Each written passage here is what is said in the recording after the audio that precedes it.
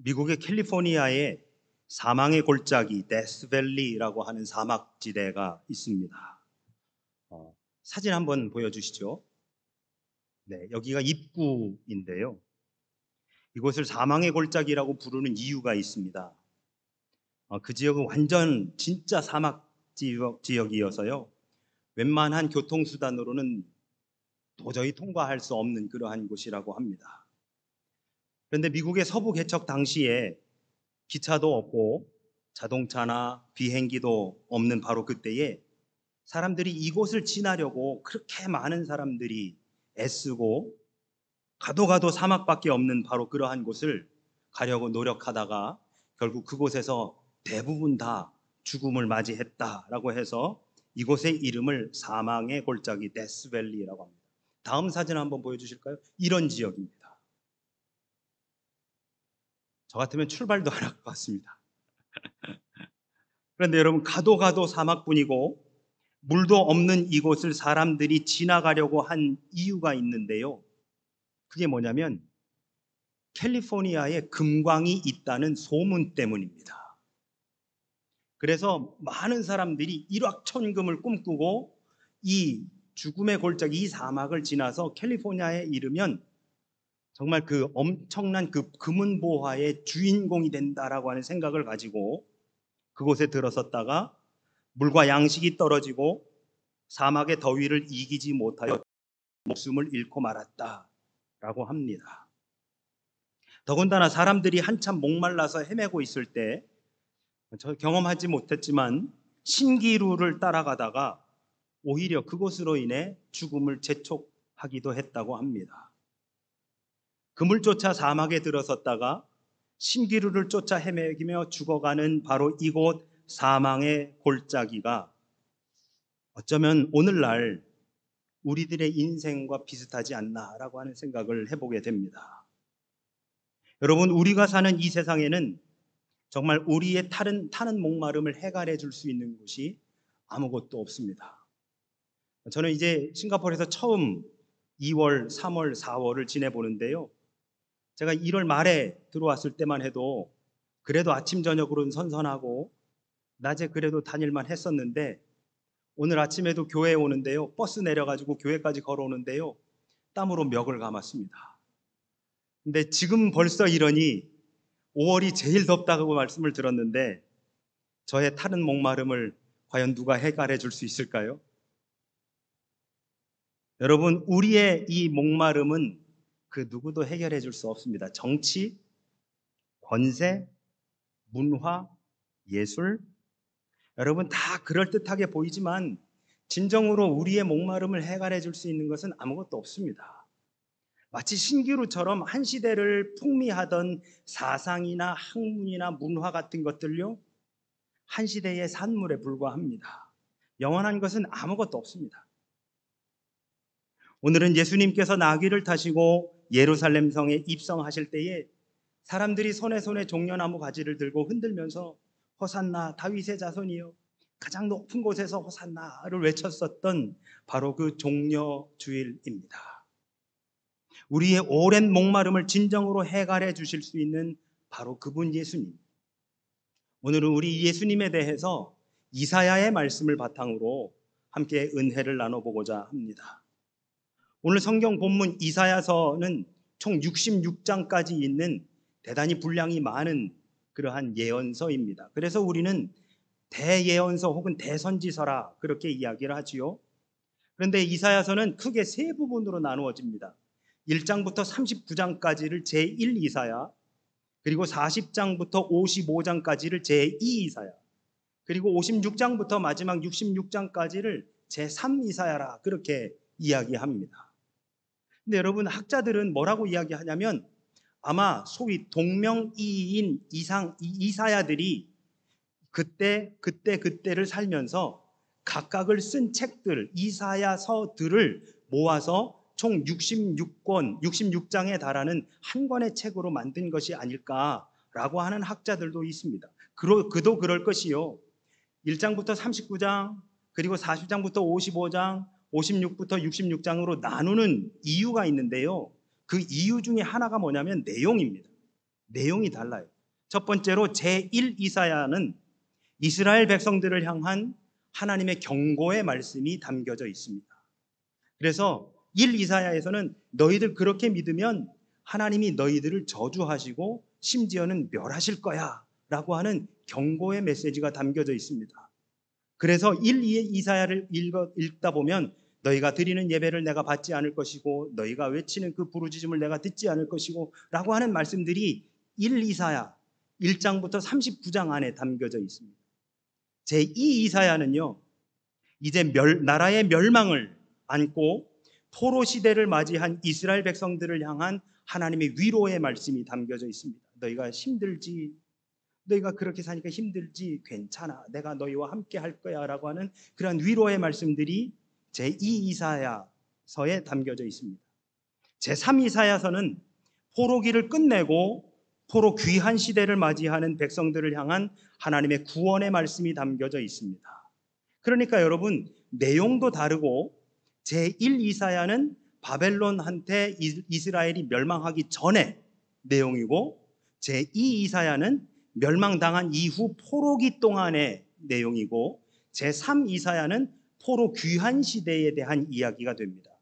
그러니까 쓰여진 시대도 다르지 않겠느냐라고까지도 이야기를 합니다. 그래서 제가 아까 말씀드린 대로 같은 이름의 이사야들이 각각 다른 시대에 다른 내용을 쓴 것을 한 권으로 묶어서 총 66장으로서 이사야서가 만들어진 것이 아니냐라고 그렇게 학자들은 이야기합니다. 본문 이사야 50장의 배경은 이렇습니다. 이스라엘 백성들이 예루살렘이 멸망을 당하고 바벨론으로 포로로 끌려갑니다. 그러한 상황을 맞이하면서 이 이스라엘 백성들이 어떠한 마음을 갖냐면요, 하나님, 그래도 그러실 줄 몰랐습니다 라는 마음을 갖는 거예요. 하나님, 이건 좀 너무하신 거 아닙니까? 아무리 그래도 이건 좀 아닌 거 아닙니까? 라고 하는 마음을 이스라엘 백성들이 갖게 되어집니다. 마치 창세기의 에덴 동산에서 쫓겨나던 아담과 하와의 마음을 이스라엘 백성들이 고스란히 가지고 있는 것과 마찬가지입니다. 아담과 하와는 에덴 동산에서 하나님과 함께 살면서 영원히 이곳에서 거하게 하겠다시는 그 약속을 받았음에도 불구하고 선과 악을 알게 하는 나무의 실과를 따먹음으로 에덴 동산에서 쫓겨나게 됩니다. 물론 하나님께서 가죽옷을 지어서 입혀주시기는 했지만 그 그래서 쫓겨난 이후에 노동의 수고와 해산의 수고를 해야 되는 이 아담과 하와가 어떤 마음을 가졌을까요? 우리가 하나님이 명령하신 것을 어겼으니까 지금 우리가 이렇게 하는 것은 당연한 거야, 이것은 자업자득이야 라고 했었을까요? 물론 때로는 그랬겠죠. 그러나 하나님 어떻게 이렇게까지 하실 수 있습니까? 우리에게 그런 마음이 훨씬 더 강했겠다. 여러분, 우리도 큰 어려움을 겪을 때면 그와 비슷한 생각을 하면서 살아갑니다. 하나님, 왜 저한테 이런 일이 펼쳐지죠? 아무리 그래도 하나님, 이건 좀 너무하신 것 아닌가요? 하나님, 아무리 그래도 이렇게까지 하시는 거는 좀 아닌 것 같습니다라는 생각이, 우리들도 그런 생각을 갖고 품고 살아가더라라고 하는 것이지요. 이런 고통의 상황이 70년이나 계속되었으니 이 포로기 기간 동안 이스라엘 백성들에게 희망, 소망, 자유, 이런 말들은 사치에 불과한 것들이었습니다. 그들이 가질 수 있는 유일한 소망이라고 하는 것은 심판주 메시아가 빨리 오셔서 바벨론을 패망시키시고 우리들을 바벨론의 이 압제 노예 생활에서 빨리 벗어나게 해주시는 것, 그것만이 그들에게 소망이 되어지는 것이지요. 그러한 이스라엘 백성들에게 선지자 이사야가 하나님의 위로의 말씀을 선포한 것이 바로 오늘 본문 이사야 50장의 말씀이 되어지고 그 50장을 포함한 것이 제2 이사야의 말씀이 되어집니다. 오늘 본문 6절의 말씀은 고난을 이렇게 묘사합니다. 나를 때리는 자들에게 내 등을 맡기며 나의 수염을 뽑는 자들에게 나의 뺨을 맡기며 모욕과 침뱉음을 당하여도 내 얼굴을 가리지 아니하였느니라. 모욕, 구타, 수염 뽑기, 침뱉기. 여러분, 이게 어떻게 보면 가장 자존심 상하는 것들이 아닐까요? 오늘날에도 그렇겠지만 당시에는 아마 이러한 행위들이 가장 자존심 상하는 행위로서 묘사가 되어진 것 같습니다. 차라리 고문을 당하면 독립투사의 마음으로라도 그 고문을 견딜 수 있겠건만 구타하고 수염 뽑고 침 뱉고 하는 것들은 당시에도 가장 자존심 상하고 모욕적인 그러한 행위였습니다. 이사야가 이런 치욕적인 모욕을 당하는 이유는 자기 자신의 잘못으로 인한 것이 아닙니다. 여러분, 이사야는 하나님의 종입니다. 하나님의 선지자로서 그는 자신의 사명을 감당하고 있는 거예요. 그러면 하나님의 선지자가 자신의 사명을 감당하는 것은 하나님이 주신 말씀을 온전히 선포하는 것 외에는 없습니다. 그렇지요? 그런데 이사야는 당시에 4절에 따르면 여호와 하나님으로부터 학자의 혀를 받았다라고 기록하고 있습니다. 그러면 이 학자의 혀라고 하는 것은 하나님의 말씀을 듣고 배우고 전하는 일을 의미합니다. 하나님의 말씀을 듣고 배우고 전하는 이 이사야가 치욕을 당했다라고 하는 사실이 이상하게 들릴지 모르겠습니다만 이 이사야는 온전히 하나님의 말씀을 그대로 선포하는 겁니다. 지금 그렇게 너네 믿으면 안 돼. 너네 하나님 그렇게 믿었다가는 하나님이 너희를 저주하셔. 너희가 하는 그 기도 하나님이 안 들으셔. 너희가 드리는 그 예배 하나님이 안 받으셔. 그러니까 똑바로 믿어 라고 지금 그렇게 선포했었던 이사야. 그리고 그로 인해서 나라가 멸망을 당하고 자유가 억압이 되며 포로 생활을 하고 있는 이들에게 이제서 이사야가 뭐라고 하느냐면 그래도 하나님이 너희를 사랑하셔 라고 하고 있으니, 아니 멸망하기 전에는 잘못하면 멸망한다고 하더니 이제 와가는 그 하나님이 우리를 사랑하신다고? 이사야가 하고 있는 이야기가 듣고 있는 이스라엘 백성들한테는 모순점이 한두 개가 아닌 겁니다. 그러니까 이사야에 대해서 오히려 사람들이 안 좋게 얘기하는 거예요. 하나님이 주신 말씀을 그대로 이사야는 선포했음에도 불구하고 이사야를 오히려 핍박합니다. 그래서 그를 구타하고 수염을 뽑고 그에게 침을 뱉습니다.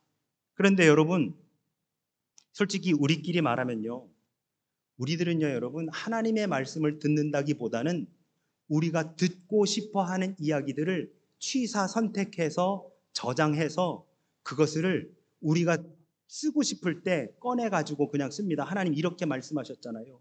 하나님 저렇게 말씀하셨잖아요. 하나님 이렇다면서요, 저렇다면서요. 정작 우리에게 주어지는 경고의 메시지들, 우리에게 주어지는 그렇게 잘못하면 이렇게 될 수 있어 라고 하시는 그러한 말씀들은 다 까먹고 하나님 이러면 복 주신다면서요. 저러면 형통케 해주신다면서요. 이러면 잘 되게끔 해주신다고 했잖아요 라고 하는 말들만 우리가 관심을 갖고 있습니다. 그러니 내가 듣고 싶어 하는 말에만 우리는 귀를 기울이고 있더라라고 하는 것이죠. 그 외의 말씀에는 관심도 없을 뿐더러 듣기 불편한 말씀을 전하면 그 말씀으로 논쟁하려 하고 심지어 인격적으로 인간적으로 그렇게 전하는 사람을 증오하기까지 한 것입니다. 그래서 지금 이사야가 모욕을 당하고 구타를 당하고 수염 뽑힘을 당하고 침뱉음을 당하고 있는 것이지요. 이사야는 이렇게 자기에게 운명처럼 다가온 고난을 거부하지 않고 자신을 온전히 내어 맡겼습니다.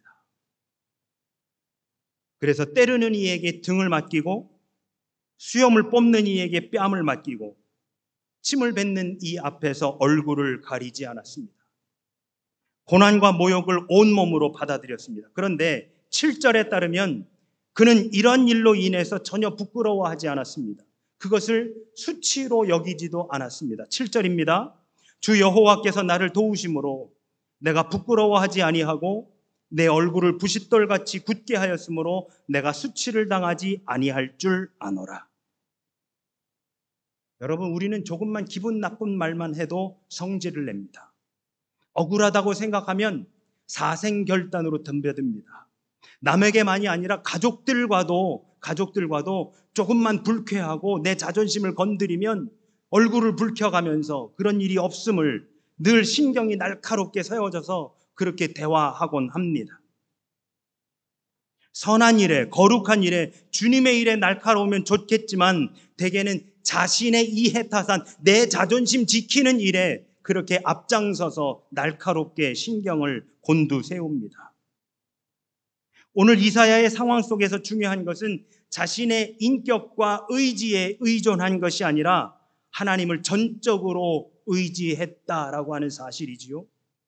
그것이 선지자와 일반 선생들과의 차이입니다. 여러분, 선지자는요, 세상의 가르침에는 관심이 없습니다. 1 더하기 1이 몇인지, 영어 단어가 이것이 무슨 뜻인지 전혀 관심이 없습니다. 선지자들은요. 선지자들이 관심 있는 건 뭐냐? 하나님의 말씀에만 관심이 있습니다. 세상의 선생님들은 1 더하기 1이 2가 맞느냐, 뭐 어떤 수학 공식에 대입해가지고 이것을 풀어야 되느냐, 이 괄호 안에 어떠한 전치사가 들어가야 되느냐, 여기에 관심이 있지만 선지자들은 그런 거에 관심이 없습니다. 선지자들은 하나님께만 관심이 있습니다. 그리고 이사야도 하나님을 온전히 의지하고 있었기 때문에 지금 자신이 당한 이 수치로 여기지 아니할 수 있었다라고 이야기합니다. 이사야는 8절에서 이렇게 말합니다. 나를 의롭다 하시는 이가 가까이 계시니 나와 다툴 자가 누구냐? 9절에서도 이렇게 말합니다. 보라, 주 여호와께서 나를 다스리시리니 나를 정죄할 자가 누구냐? 자기의 대적자들을 이렇게 묘사합니다. 9절 하반절에서 보라, 그들은 다 옷과 같이 헤어지며 좀이 그들을 먹으리라.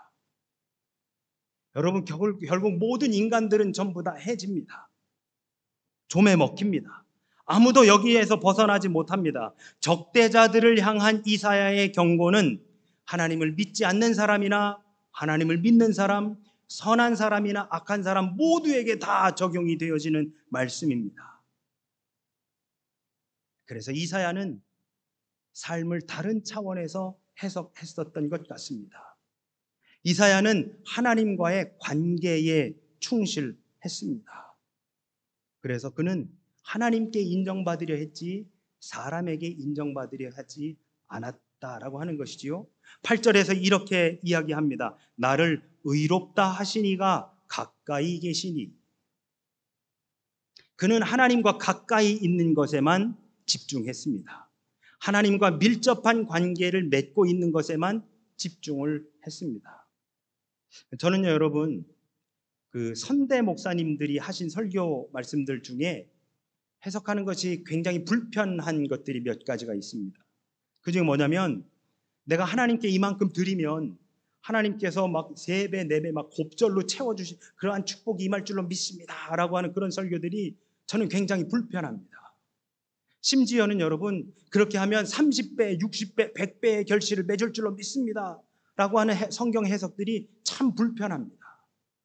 그게 그런 뜻이 아니거든요. 그런데 하나님께 내가 이렇게 하면 하나님이 더 채워주실 줄로 믿습니다 라고 하는 그러한 설교 말씀들이 저는 굉장히 불편합니다. 이렇게 한번 생각해 보시죠, 여러분.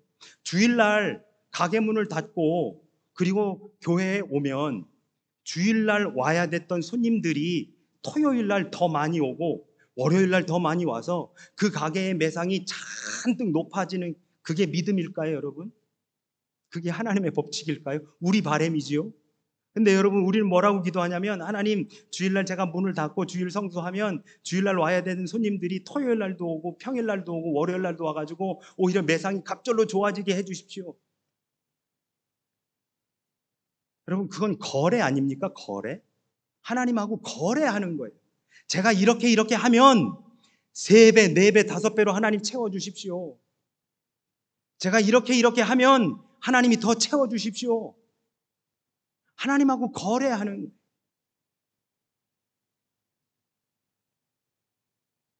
심지어 기도마저도 내가 이렇게 기도하면 하나님 이렇게 해주십시오라고 우리는 그렇게 하곤 합니다. 그런데 그거는 거래라는 거예요. 거래. 하나님과 우리는요, 여러분, 거래가 아니고요, 관계입니다. 관계. 그리 아니하실지라도 내가 주일을 온전히 성수하겠습니다. 그리 아니하실지라도 내가 주님의 제단 앞에 무릎 꿇어 기도하겠습니다. 그리 아니하실지라도 제가 주님의 일에 최선을 다해 순종하겠습니다 라고 하는 바로 그것이 관계입니다. 내가 구타를 당하고 수염 뽑힘을 당하고 누군가가 나를 향해 침을 뱉어도 그 모욕이 수치로 여겨지지 않는 것은 하나님이 나와 함께 계시기 때문이다라고 하는 관계인 거예요. 관계. 이사야는 오늘 하나님과의 관계를 이야기하고 있습니다. 나를 의롭다 하시니가 나와 가까이 계시니라고 하는 이야기는 하나님과 그렇게 밀접한 관계에 내가 있음을 이야기하고 있는 것입니다. 그러니 여러분, 그 관계가 형성이 되면 할 수 있는 거예요. 얼마든지 할 수 있는 겁니다. 그 관계가 형성이 되면 내가 얼마든지 손해볼 수 있는 거예요. 그 관계가 형성되면 내가 얼마든지 욕먹어도 상관없는 겁니다. 오늘 이사야는 바로 그런 관계가 하나님과 형성되어져 있었던 것이지요. 그런데 신약을 읽어보면 이러한 수모를 당하신 분이 또 한 분 계십니다.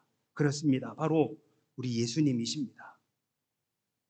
예수님은 자신에게 운명으로 닥친 이 십자가의 죽음을 마치 도살장에 끌려가는 어린 양처럼 순순히 받아들이셨습니다.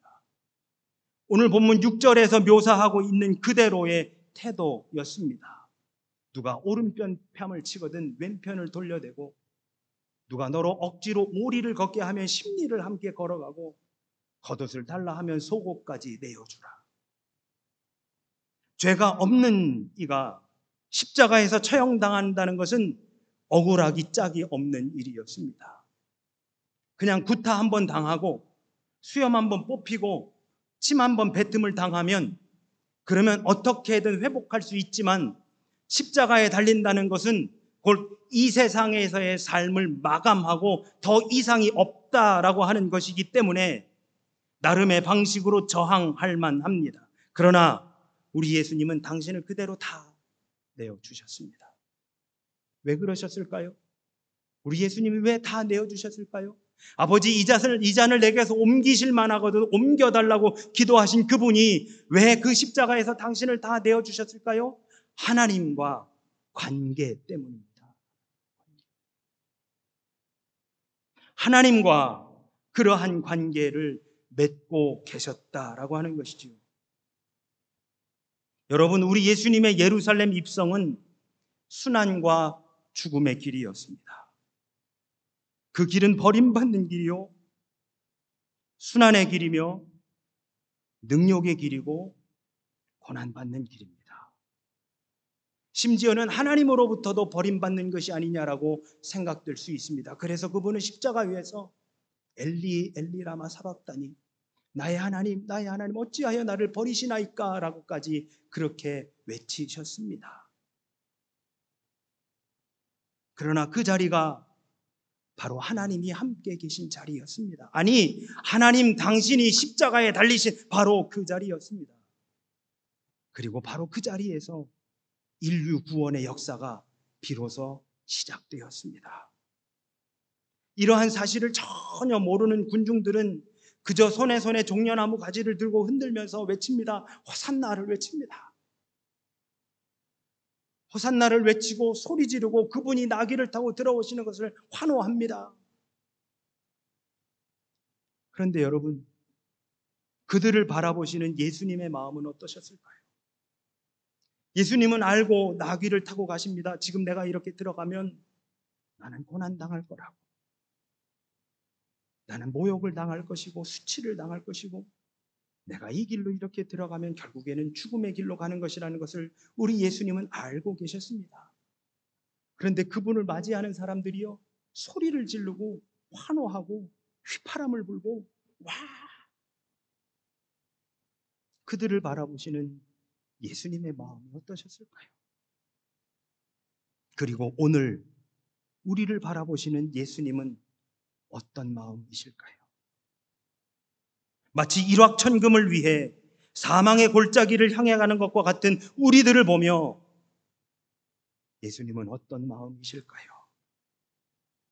하나님과의 관계가 아니라 거래를 하고 있는 오늘날 우리들을 향한 예수님의 마음은 어떠실까요? 예수님, 내가 이렇게 했으니까. 하나님, 내가 이렇게 했잖아요. 그런데 이게 뭡니까?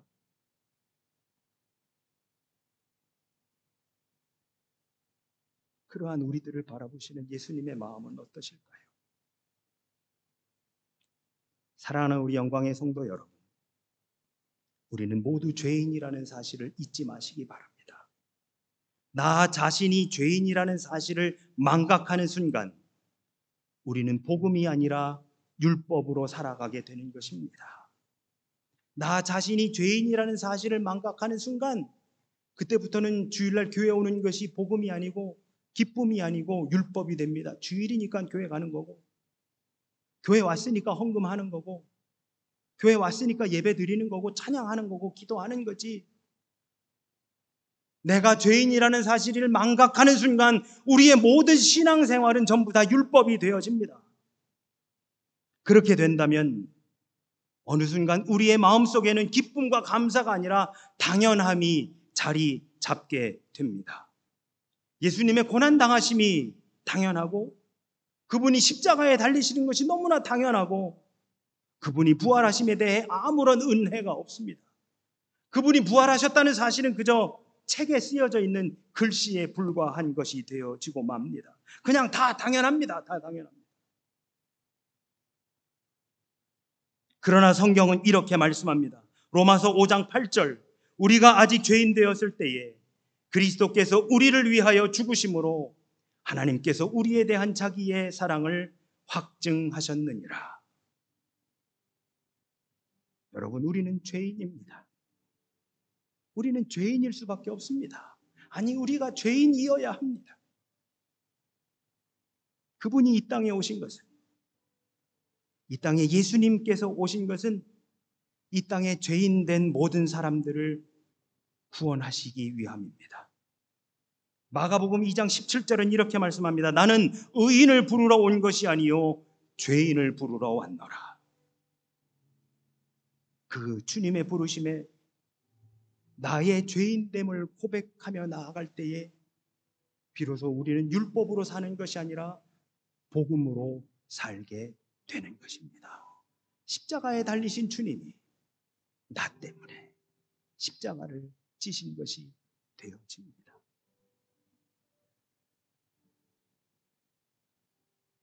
사랑하는 여러분, 진정한 구원의 감격과 기쁨이 우리 가운데 다시금 샘솟 일어나기를 소망합니다.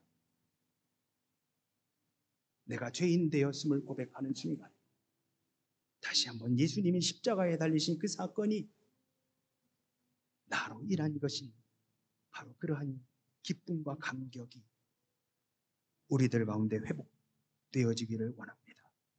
그 구원의 벅찬 감격과 기쁨 가운데 충만히 거하시기를 원합니다. 예배드리는 매 순간마다, 기도하는 모든 상황 속에서 우리가 찬양하는 바로 그러한 멜로디를 통해 십자가를 지신 주님을 만나고 살아계신 바로 그분과 동행하시는 저와 우리 모두가 되시기를 주님의 이름으로 축원합니다. 아멘. 우리 함께 찬양하기 원합니다.